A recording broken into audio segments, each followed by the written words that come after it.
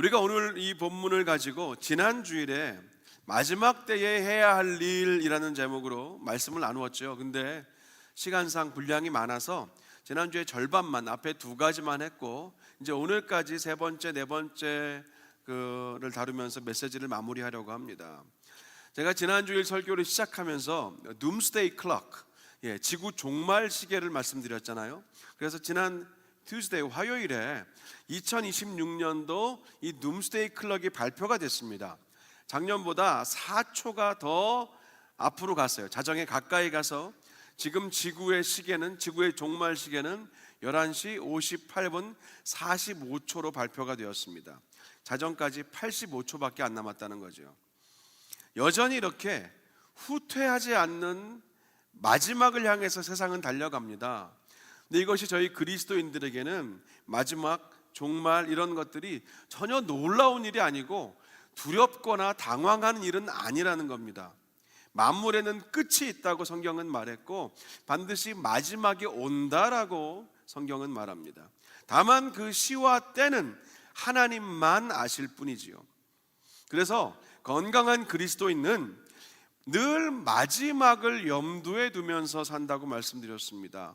최선을 다해서 오늘을 살고 이 땅을 살지만 우리의 시선의 끝은 예수님이 약속하신 그 다시 오시는 날, 심판의 날, 본격적으로 Eternal Life, 영원히 시작되는 그 날에 우리가 시선을 두고 산다는 것, 그렇게 말씀드렸죠. 이 마지막 때를 살 때 우리가 어떤 마음으로 살아야 되는가, 베드로전서가 말하고 있는 네 가지를 우리가 보았습니다. 지난주에 두 가지 보았어요. 기도와 사랑이었습니다. 기도는 성도의 호흡이라고 하는데 어떤 분들에게 기도는 마치 물속에 얼굴을 담그고 숨을 참고 눈을 꽉 감고 있는 그런 괴로운 시간처럼, 숨을 참는 시간처럼 느낄 수 있다는 겁니다. 분명히 우리의 기도는 물 속에 있는 시간이 아니라 물 밖에서 편하게 숨을 쉬는 것 같아야 되는데 그렇지 못할 때가 있다는 것. 그리고 사랑은 온도가 중요하다고 말씀드렸습니다. 나를 향한 주님의 사랑의 온도를 내가 먼저 알아야 돼요. 그리고 믿어야 되는 겁니다. 나의 이런 허물과 죄와 연약함을 다 녹여주시고 다 덮어주신 주님의 사랑의 온도를 내가 믿고 살 때 이런 나까지도 품어주시고 이런 나를 녹여주신 그 은혜 안에 살 때 우리의 사랑의 온도도 점점 높아지게 됩니다. 내가 뜨거우면 뜨거울수록 더 많은 사람들을 품고 우리가 담아내고 녹여낼 수 있습니다. 뜨거운 사랑만이 허다한 죄와 잘못과 허물을 덮고 기억하지 않고 그냥 품을 수 있기 때문이라고 말씀을 드렸죠. 이것이 기도와 사랑이었고요. 오늘 말씀으로 이어가 봅니다. 마지막 때 성도의 할 세 번째는 대접하라라는 겁니다. 대접하라. 본문 9절은 서로 대접하기를 원망 없이 하라라고 아주 심플하게 우리에게 말해줍니다. 근데 대접이라는 말, 이것과 원망이라는 말이 사실은 어울리진 않아요. 근데 실제로는 꽤 자주 같이 붙어 다니는 불편한 커플입니다. 누군가를 섬기는 것, 이 호스피탈리티와 이 원망이 자주 연결된다는 거예요. 왜 서로 대접하되 원망 없이 대접하라고 성경이 말하는가? 오늘 우리가 좀 볼 필요가 있습니다. 먼저 대접하라는 헬라어를 보면은요, 낯선 사람이나 나그네, 익숙하지 않은 사람에게 사랑을 베푼다라는 뜻이 헬라어의 대접하는 뜻입니다. 그래서 주로 이 단어는 손님이나 나그네를 섬길 때 쓰인 말이었어요. 근데 실제로 그 의미를 보면 정말로 나그네나 손님만 우리가 대접하며 살진 않지요. 더 넓은 의미입니다. 넓게 말하면 나와 좀 친하지 않고 편하지 않은 사람, 조금 어색하거나 조금 더 나가면 불편한 사람들까지도 내가 호의를 베풀고 먼저 다가가고 대접하라, 이제 그런 의미가 오늘 이 대접의 미닝입니다. 그래서 성경적인 의미로 볼 때 이 대접은요, 단순히 음식을 차리고 섬겨주는 그런 종류의 섬김이기 이전에 존재를 받아주는 거예요. 이거 중요한 표현입니다. 성경에 말하는 대접한다는 것은 존재를, 누군가의 존재를 받아들이는 태도가 바로 대접이라는 거예요. 이 대접의 의미가 이렇기 때문에 그 뒤에 나오는 원망하지 말라라는 말도 우리가 이해할 수 있습니다. 친하고 가깝고 편하고 사랑하는 사람을 우리가 대접할 때는 원망이 나올 일이 거의 없어요. 왜 원망합니까? 행복하죠. 준비하는 과정부터 모든 게 행복하죠. 돌아가시고 설거지하는 것까지 다 행복하죠. 그런 종류의 대접은요, 굳이 성경이 하라고 하지 않아도 우리가 잘하면서 살고 있습니다. 근데 문제는 어색하고 불편하고 좀 낯설고 어쩔 수 없이 대접해야 되는 경우가 생겼을 때, 그럴 때 우리의 마음가짐과 자세가 어떤가 하는 겁니다. 우리가 누군가를 어색하거나 불편하게 여긴다면 이제 보통 여러 가지 이유가 있지만요, 그 중에 중요한 거 하나는 아마 공통점이 없어서 어색하고 불편할 수 있지 않겠습니까? 누군가와 함께 저만큼 같이 이제 길을 걸어가야 하거나 아니면 차량에 동승을 해서 얼마만큼 같이 운전을 하고 가거나 아니면 엘리베이터 안에서 같이 있어야 되는데 전혀 공통점이 없어서 대화의 소재가 하나도 기억나지 않는다면 당연히 어색하지요. 할 말이 없고 불편합니다. 이게 교회 안으로 우리가 좀 시선을 좁혀봐도 똑같습니다. 이미 수년, 수십 년을 같은 교회에 다니고 계시는 분들하고 처음 방문하신 분이나 아니면 최근에 등록해서 가족이 되신 분들 사이에는 공통점이 많지 않기 때문에, 추억이나 공유하는 역사가 많지 않기 때문에 당연히 어색할 수 있습니다. 때로는 그 어색함을 넘어서 불편할 수 있어요. 특히 이제 식사하는 그 식사의 친교 시간은 불편함과 어색함의 최고봉입니다. 기존 성도들은 전혀 불편하지 않죠. 어색하지 않아요. 원래 친한 런치 버디들이 있기 때문에 그렇습니다. 근데 거기서 그냥 나와 친한 사람하고 내가 밥 먹는데 뭐가 어때서 여기에서 멈추지 말라라고 성경이 말하는 거예요. 왜냐? 오늘 성경이 말하는 섬김, 대접은 낯설고 어색하고 불편하지만 그런 존재를 받아들이는 태도를 말하기 때문에 그렇죠. 그래서 그런 식당에 주일날 예배 끝나고 식당에 갔는데 늘 주변을 돌아보시는 게 필요한 거예요. 주변을 돌아보시면서 혼자 계시는 분은 없는가? 손에 밥그릇은 들었는데 어디로 앉아야 될까 머뭇거리고 계시는 분들은 없는가? 그런 분들을 발견하고, 사실은 발견해내는 게 그거부터 시작이지요. 그냥 내 밥만 보고 나와 친한 분들만 시선 맞추고 있으면 그런 분들을 10년, 20년이라도 볼 일이 없지만 오늘 이 말씀에 순종하는 성도라면 오늘부터 보기 시작하시는 거예요. 어색하게 계시거나 혼자 계신 분들을 발견해내고 그리고 먼저 다가가는 분들, 이런 분들이 점점 더 많아져야 교회는 성숙해지고 또 플러스 성장까지 할 수 있는 그런 기회가 되는 겁니다. 특히 이제 시작되는 우리 소그룹 구역 모임이 더 그렇죠. 원래 늘 모이던 구역원들과 구역 모임도 있어요. 이제 거긴 좀 덜한데 점점 우리가 성도들이 새로 오시면서 새롭게 구역이 편성되고 또 새로운 구역장들이 세워지고 새 가족들이 구역에 들어가는 분들이 계실 때 그 만남과 관계 안에서 오늘 이 말씀은 너무나 정확한 하나님의 타이밍입니다. 기다리지 말고 먼저 다가가는 것. 우리 교회에 한 주라도 먼저 가족 되신 분들이 그러셔야 됩니다. 물론 쉽지 않아요. 어렵습니다. 그냥 내가 편한 사람들하고 잘 지내는 것, 내가 익숙한 사람들하고 즐겁게 지내는 것, 뭐가 문제인지 짜증나고 불편할 수 있습니다.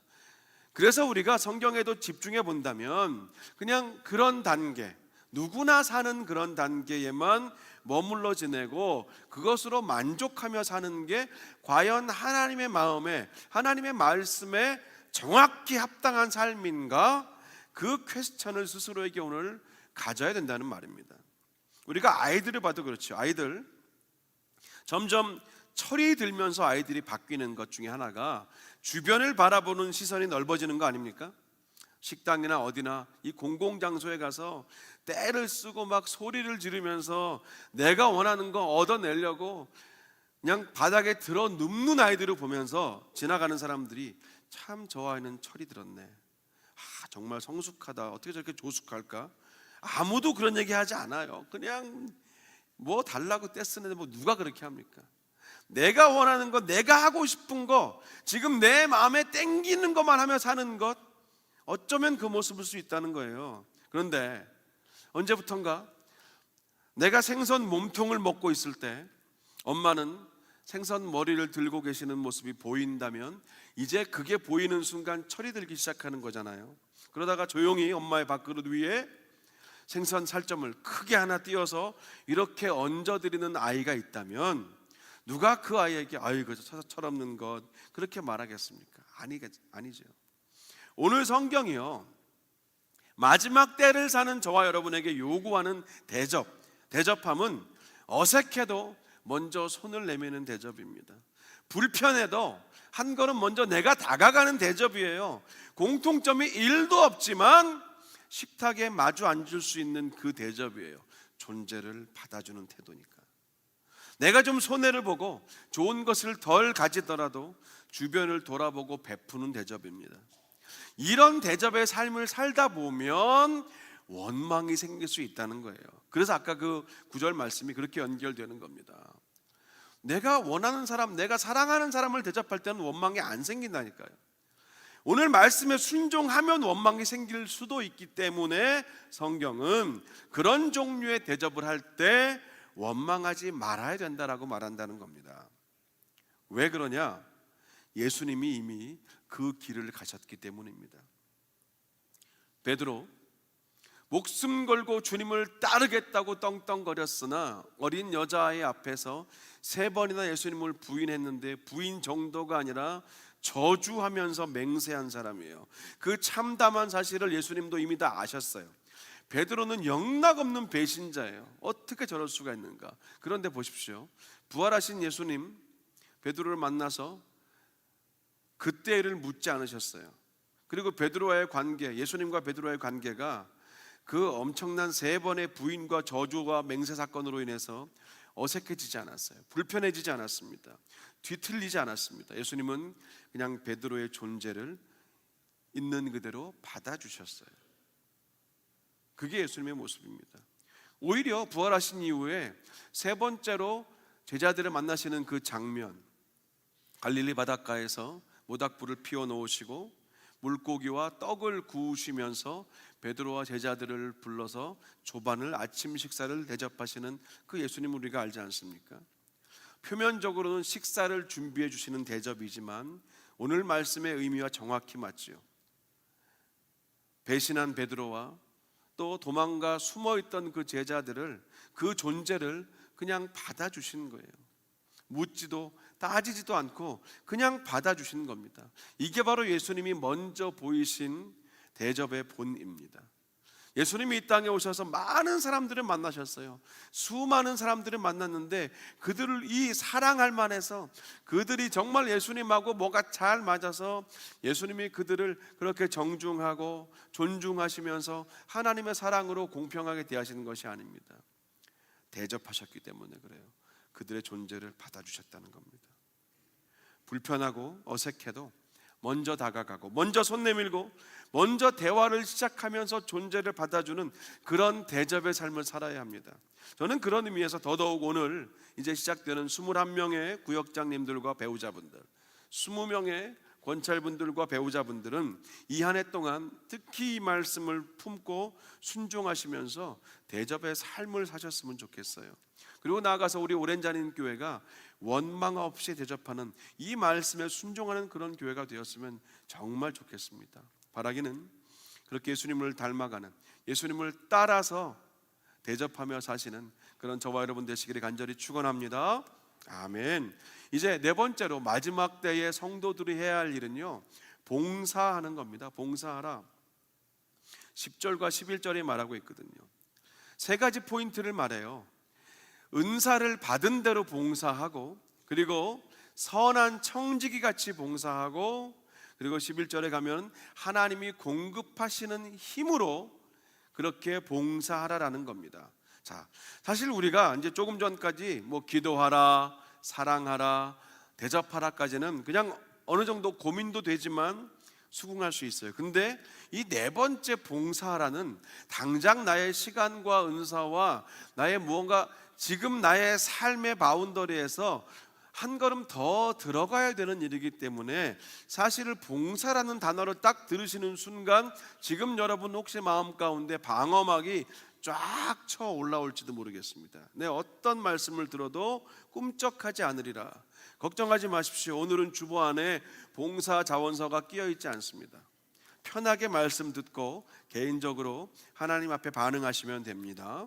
자, 우선요, 이 봉사라는 헬라어가 디아코니아인데, 디아코니아라는 헬라어의 의미는 식사 시중을 들기 위해서 테이블 옆에서 이렇게 수건을 들고 이렇게 물컵을 들고 기다리는 그런 장면을 묘사한 말이 디아코니아 봉사입니다. 이 디아코니아가 집사의 직분으로 연결됐잖아요. 앉아서 대접받기를 기다리는 모습이 아니라 일어나서 섬길 준비를 하는 모습이 디아코니아고요. 대접받기를 바라는 마음이 아니라 대접하려고 주위를 둘러보는 모습이 바로 이 디아코니아라는 거예요. 이 봉사에 대해서 오늘 성경이 말하는 첫 번째, 각각 은사를 받은 대로 봉사라는 거죠.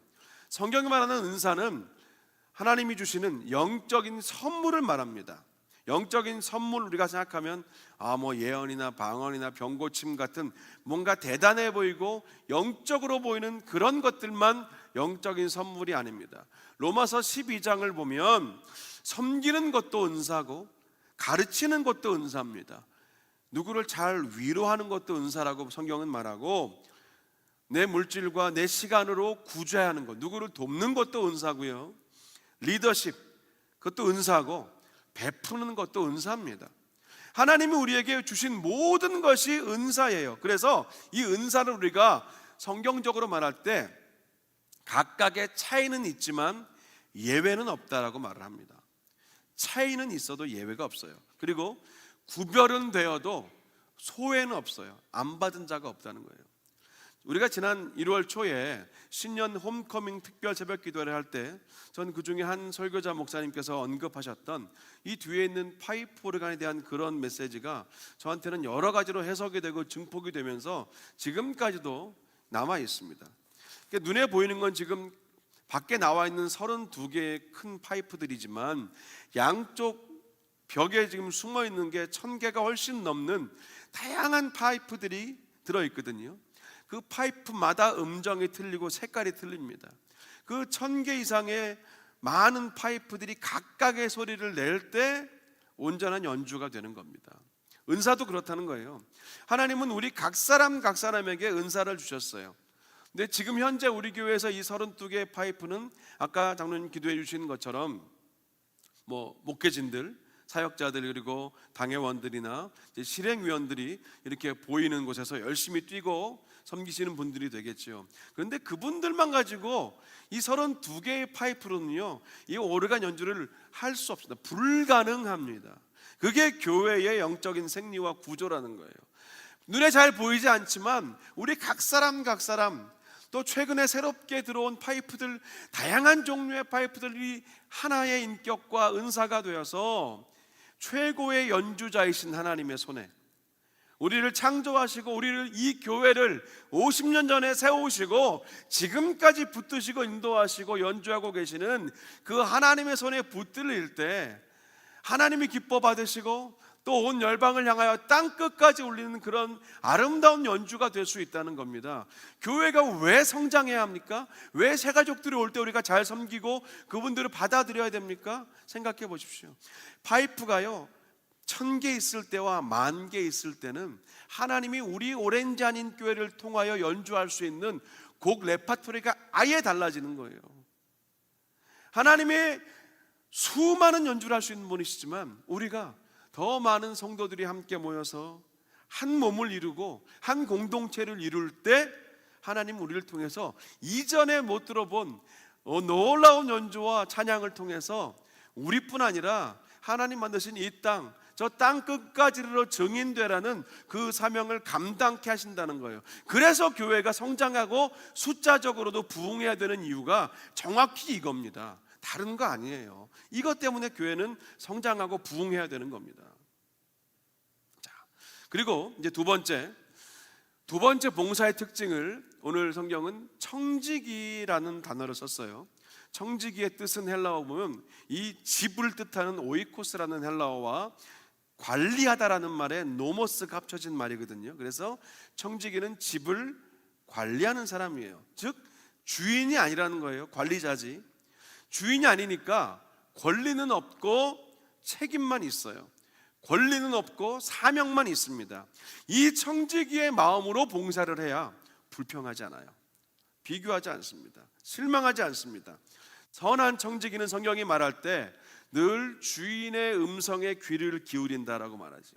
선한 청지기는요, 주인의 뜻을 늘 묻고 그 뜻에 순종하여 최선을 다할 때 성경은 선한 청지기라고 말합니다. 이게 우리가 가야 될 봉사의 포인트예요. 나의 이익보다 주인의 이익을 위해서 신실하게 일하면 믿고 맡길 만한 사람이 되는 거 아니겠습니까? 지금도요, 많은 교회들이 아마 거의 대부분 성도님들이 비슷한 종류의 불평을 합니다. 왜 늘 우리 교회는, 여기서 말하는 우리 교회는 모든 교회를 말합니다. 왜 늘 우리 교회는 일하는 사람만 일하는가? 왜 우리 교회는 늘 봉사하는 사람만 하는가? 근데 사실요, 그게 성경적으로 보면요, 그게 맞는 거예요. 하나님의 집이거든요. 하나님의 일이에요. 그러면 하나님이 믿고 맡길 만한 사람에게 더 일을 주시는 거예요. 하나님의 사명을 감당할 사람에게 더 일을 주시는 거예요. 그래서 우리는 관점이 바뀌어야 됩니다. 왜 늘 하는 사람만 하는가? 왜 또 나는 이 일을 하고 있는가? 난 지금도 많은데 왜 자꾸 목사님이 와서 이것까지 하라 그러는가? 힘들다 그런 불평도 맞아야 하지만 성경적인 관점으로 볼 때는 이런 나도 사용해 주시는 하나님의 은혜에 대한 감사가 사실은 더 맞는 겁니다. 이 감사가 나오려면 세 번째 봉사의 특징이 필요하고 연결되는 거예요. 내 힘이 아니라 하나님이 공급하시는 힘으로 할 때 우리는 가능하다는 거예요. 감사가 아니라 불평이 아니라 감사가 나온다는 겁니다. 이 공급한다라는 헬라어는요, 필요할 때마다 넉넉하게 제공한다라는 뜻이거든요. 하나님이 공급하시는 힘, 이 공급하다는 것은 우리의 필요에 따라 하나님이 그때 채워주신다는 거예요. 즉 한 번 예전에 받은 걸로 평생 가는 게 아니라 셀폰이나 자동차처럼, 우리 전기차처럼 충전을 계속 받으면서 살아야 되는 게 우리 존재라는 겁니다. 그러니까 공급한다라는 이 말의 성경적인 의미를 바르게 이해하고 우리가 그 기초로 하여 봉사하고 섬긴다면, 봉사하시는 분들이 가장 힘들고 두려워하는 것, 번아웃, 이 번아웃으로부터 조금은 더 자유로울 수 있다는 겁니다. 번아웃은 뭡니까? 소진되고 탈진되는 거예요. 나 못해, 나 안 해. 자, 셀폰이나 전기 자동차의 배터리가 0%가 되면 당연히 셀폰은 셀폰이고 자동차는 자동차이지만 어떤 기능도 할 수 없죠. 그냥 멈춰버립니다. 번아웃도 마찬가지입니다. 자연스럽지만 충전이 필요하다는 사인일 뿐이에요. 번아웃이 오면 나 이제 안 해, 내가 그만둘 때가 됐구나, 이게 아니고요, 요즘 번아웃이 오는 것 같으면 충전해야 될 때가 됐구나라는 그런 사인이라는 거예요. 하나님이 공급해 주시는 힘으로 봉사하려면 당연히 하나님께 그래서 연결이 돼야 됩니다. 하나님께 연결이 돼요. 단단히 연결돼야 돼요. 흔들림 없이 정기적으로 연결이 돼야 돼요. 그게 바로 예배 자리 아닙니까? 늘 말씀드려요. 예배가 그 시간이에요. 하나님이 공급하시는 힘으로 섬기고 봉사해야 하나님이 영광을 받으십니다. 하나님께 영광이 된다라고 오늘 성경은 말해요. 내 힘으로 봉사하고 섬기면 결국 내가 영광을 받아야 되지만 거기서부터 이제 누가 알아주지 않는 서운함이 시작될 뿐이지요. 내 힘으로 하면 나만 일한다는 섭섭함이 나올 뿐이라는 거예요. 정확하게 비성경적인 모습일 뿐입니다. 그래서 오늘 성경은요, 뭐라 그러냐면 예수님을 보라고 계속 말하는 거예요. 예수님이 어떻게 하나님께 영광이 되셨는지를 보라는 겁니다. 예수님은 그 많은 기적과 이사를 행하시면서 단 한 번도 자기 자신에게 영광을 돌리신 적이 없습니다. 죽은 자를 살리시고 또 직접 죽음에서 살아나셨지만 그 엄청난 일들이 모두 다 하나님의 뜻임을 하나님이 하셨다고 고백하셨어요.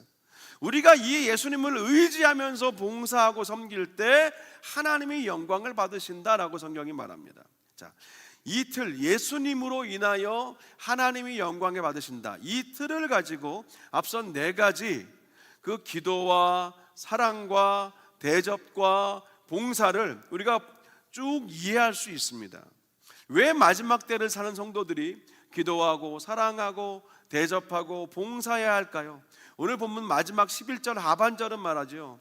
이는 범사에 예수 그리스도로 말미암아 하나님이 영광을 받으시게 하려 합니다 라는 거예요. 예수님을 통해서 하나님이 영광을 받으셔야 되기 때문에 기도하고 사랑하고 대접하고 봉사라는 말입니다. 근데 이게 맞는 것 같은데 언뜻 생각하면 이상하게 들릴 수 있어요.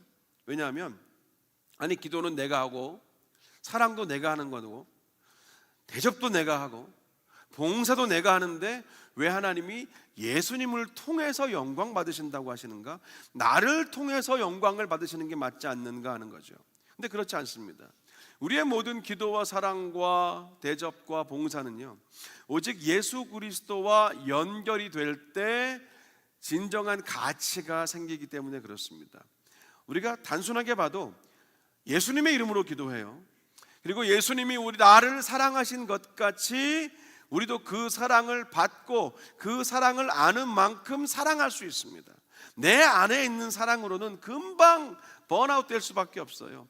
그리고 예수님이 우리를 그냥 우리의 존재를 받아주시는 것처럼 그 베드로와 제자들 정말 저 같으면 너무 꼴보기 싫었을 텐데 그들을 묻지도 않고 따지지도 않고 그냥 그들의 존재를 받아주신 그 예수님의 대접하심, 그 우리를 대접하신 것 같이 우리가 대접해야 되는 거죠. 그리고 예수님이 우리를 섬겨주신 것 같이 섬기고 이렇게 할 때 하나님이 영광을 받으신다는 거예요. 반대로 말하면 내 요구와 내 욕망, 내가 바라는 것을 얻어내기 위해서 기도하고 나를 더 누군가 알아봐 주기를 원해서 사랑하고 나도 다시 give and take, 대접을 되받기 위해서 대접을 하거나 아니면 내가 높아지기 위해서 잠시 동안 낮아져서 섬기고 봉사한다면 그런 기도와 사랑과 그런 대접과 봉사를 통해서 하나님은 영광을 받지 않으신다. 이게 오늘 성경이 하는 말이에요. 의도와 목적과 방향이 전혀 하나님과 어긋나 있기 때문입니다. 사랑하는 어린이 하나님께 성도 여러분, 우리는 매일매일을 마지막 날처럼 사는 사람들이라고 다시 한번 우리가 오늘 말씀 가운데 확인합니다. 그렇게 살아야지 진짜 호련히 언젠가 갑자기 주님의 날이 되었을 때, 그 마지막 날이 되었을 때 당황하거나 놀라지 않을 수 있죠. 간절히 바라기는 매일매일 순간순간을 숨쉬듯 기도하며 더 뜨겁게 어떤 사람도 품고 녹여낼 수 있을 만큼 더 뜨겁게 사랑하시기 바랍니다. 어색하고 불편해도 먼저 다가가고 먼저 손 내미는 그 받아주는, 존재를 받아주는 대접의 삶을 사시되 원망 없이 대접하시기 바랍니다. 그리고 하나님이 주시는 힘으로 받은 은사에 따라서 청지기처럼 그렇게 봉사하면서 하나님께 모든 영광을 돌리며 예수님으로 인하여 하나님께 모든 영광을 돌리며 사시다가 마지막 날이 돼서 주님의 심판대 앞에 당당히 걸어가시고 그리고 그 이후에 이어지는 영원한 하나님 나라에도 당당히 함께 들어가 거하여 사시는 그런 저와 여러분 모두가 되시기를 주님의 이름으로 간절히 축원합니다.